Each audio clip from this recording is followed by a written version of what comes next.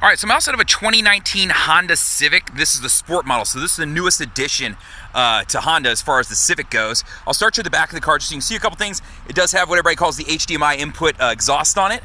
Moving to the back, it does have a black deck lid spoiler that comes standard on the car. But pop open your trunk here so you can see what's going on there. I do have a 60-40 split going down inside. You can see my carpet floor mats right here, and then my spare is down underneath with the jack and all the accessories. You'll notice I do have a funnel right here, and I'll go over what that funnel's for here in just a second. Now, moving around to the funnel, I'll just show you a couple things so you can see these real quick too. It does have the alloy smoked rim on it, so it's going to be indicative of what you would see on the Civic SI, and then it does have the black grille along with the LED daytime running lights and the fog lights down low, so you can see that and what's going on there too. Now, as far as related to the car itself, a couple things I wanted to show you first is right here. It's connected to the door locks, so I can pop it open with the door locks, same thing. And then that funnel was set up to where this is capless, so I don't have to worry about keeping a cap on and setting off the check engine light or anything like that. So that's what's related to this right here. And to lock it, when I lock the doors, this locks additionally too. So interior wise, this is going to be my rally car red with a black interior, so just so you can get a feel for the back seats. Not a whole lot has changed from here, other than I've got leather running up the center, then cloth down the side, so it's a hybrid mix, a lot like my Accord Sport. It is keyless entry, so I can walk up and put my hand on the door handle and unlock, and I have the button to lock it from here, so I don't have to get the key fob out of my pocket. While I'm mentioning key fobs, though, I will show you this real quick. The car is set up with a remote start, so I can use that. To use that, press the lock button, press and hold the remote start button, that'll crank it on. I can run for 10 minutes, run it for another 10 if I double tap it. Unlock and the remote start would turn it off. And then I got a trunk release, and then to set up the alarm on the car. So let's hop inside the car and look at a couple things. So the initial things I'll point out is on the doors, you got your power windows, power locks, power and mirror controls, so nothing's changed there. You do have your trunk release down there in the door. You've got some tweeters up here inside the doors. This is gonna be a standard setup, so you're not gonna have a powered seat here. You'd have to climb models to get that. Now, jumping into the car, some differences right off the bat.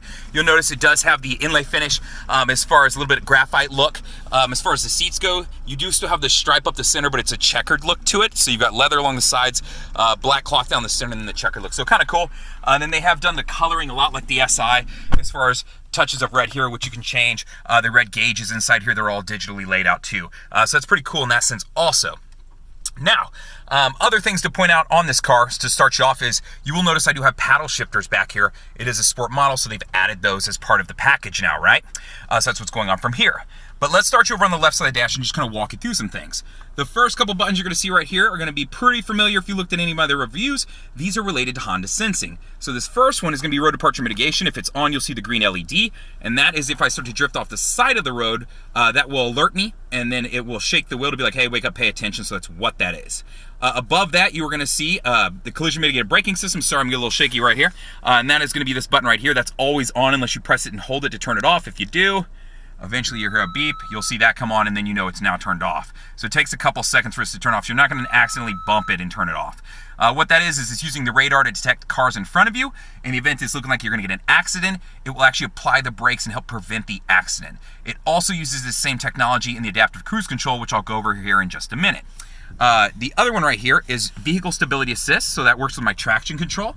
In the event that I go into a skid, it's going to transfer power to whichever wheel has better traction to help prevent or correct the skid. So that's how this works. So just so you have a better understanding of what is going on there. Now, moving up onto the steering wheel, the first thing I'll point out will be your Bluetooth. So I've got to answer a phone call, to hang up a phone call, and then to use a voice command. So that's what's going to be going on from there. Now, this vehicle does have Apple CarPlay and Android Auto. So this is going to come into play as far as using Siri or OK Google, giving you voice commands to get to navigation, play music, do different things like that. So be aware of that too. And that Apple CarPlay is going to come into play right over here. So that's how that function works. And I'll go over that a little bit more here in just a second.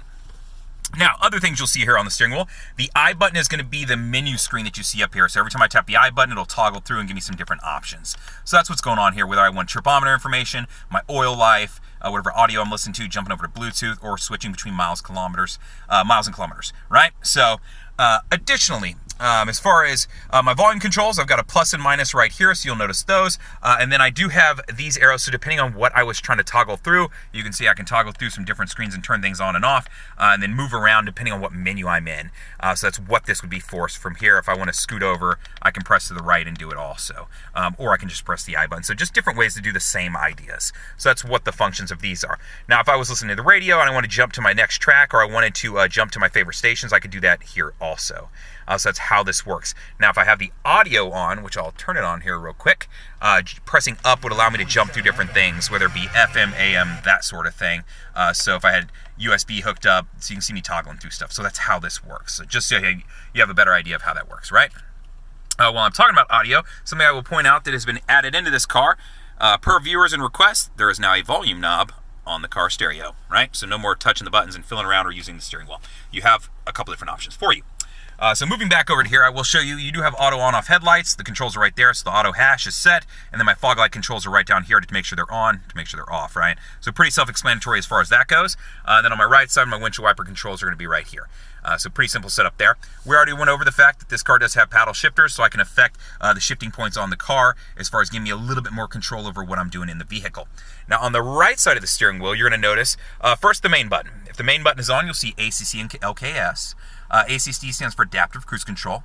LKAS stands for Lane Keep Assist. Now, Adaptive Cruise Control, we'll go over that one first. So if I was driving down the highway and I pressed my speed and wanted to set it from there, I can set the distance it'll keep between me and the car in front of me using this button. Whenever I press this button, you're going to see boxes appear.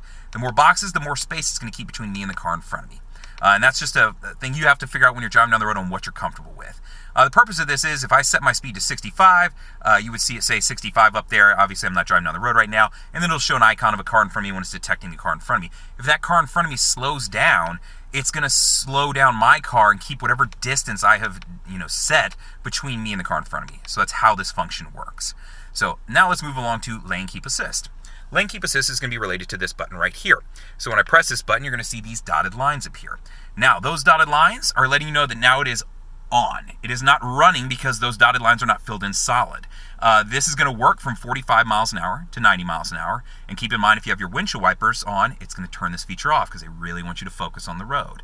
The purpose of this is if you start to drift out of your lane, it will actually correct for you and pull the wheel a little bit to your left or right to help you keep centered in that lane. Cool thing about this is you can turn it on and off. It's not overpowering. You could easily overpower this, but it's there to help you in case you got distracted, you spilled your coffee, your kids were yelling, your dog jumped on you, whatever it may be, right? So that's the function of this. All right, so moving over to the touchscreen.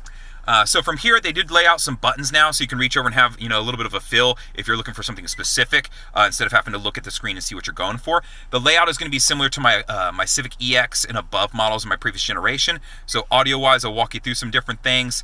Let's jump back to the menu. Actually, we want to jump out of that. Let's go to audio.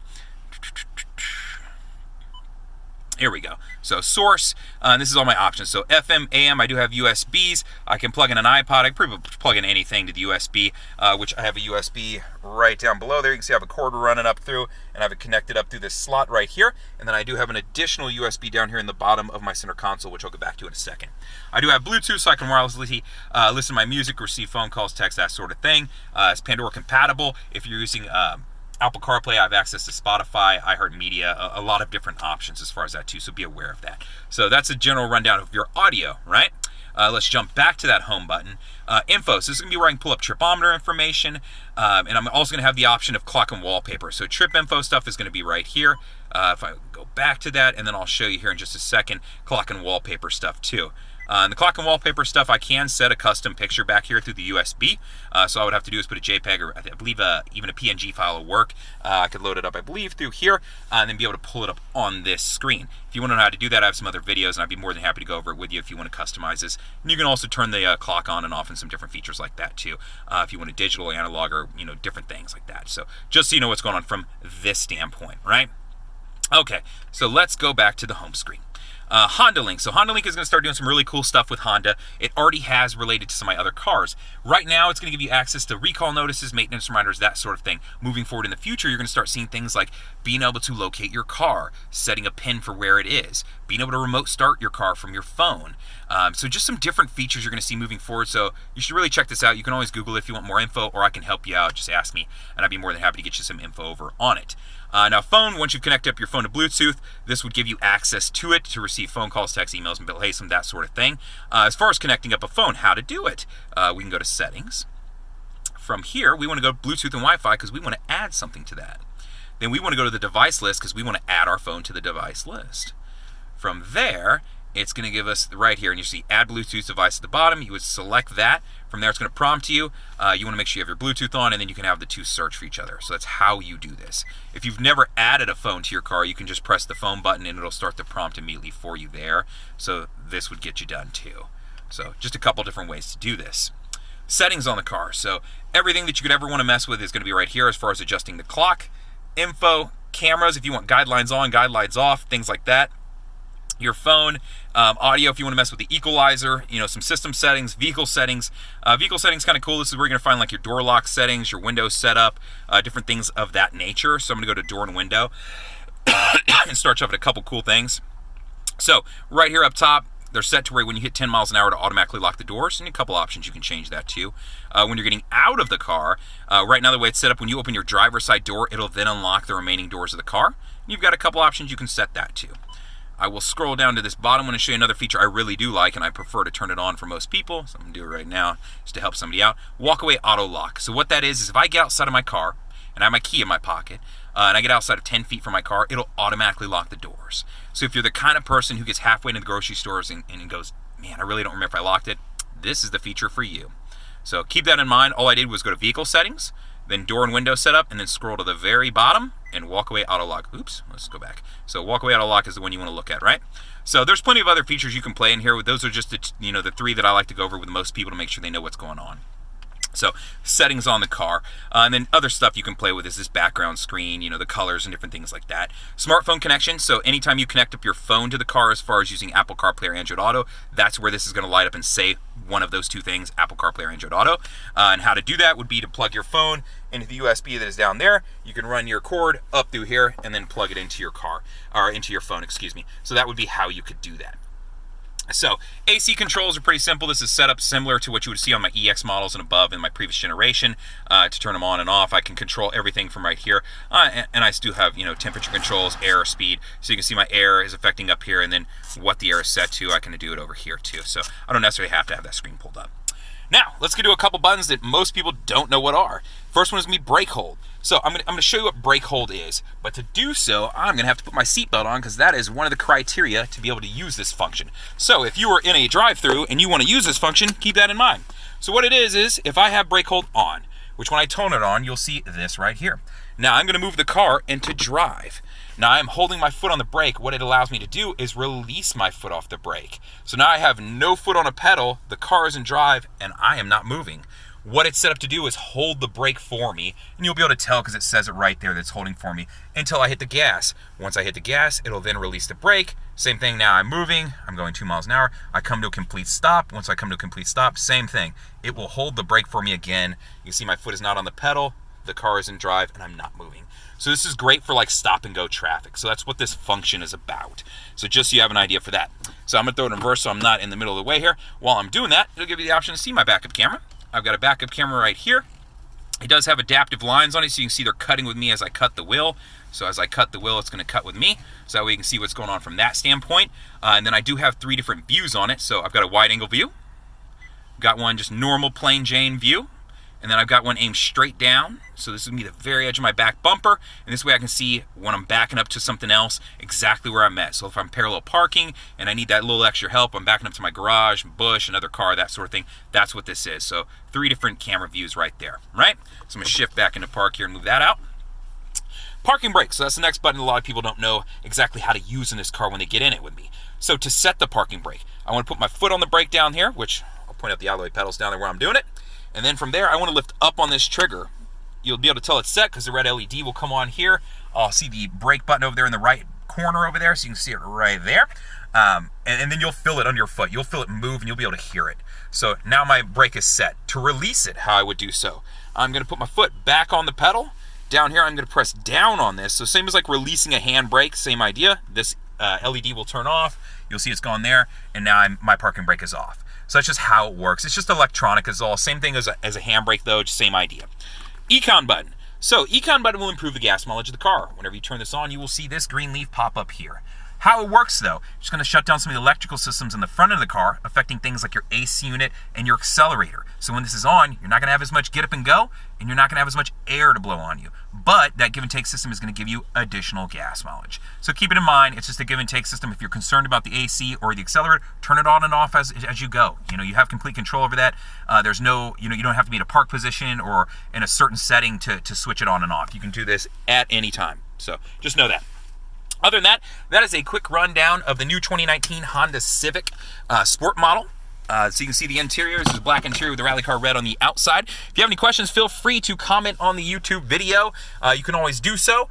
You can always email me, the letter J and then fuller@howdyhonda.com. Or you can call me on the business line, 512-443-4300, and ask for Justin Fuller. Thank you much.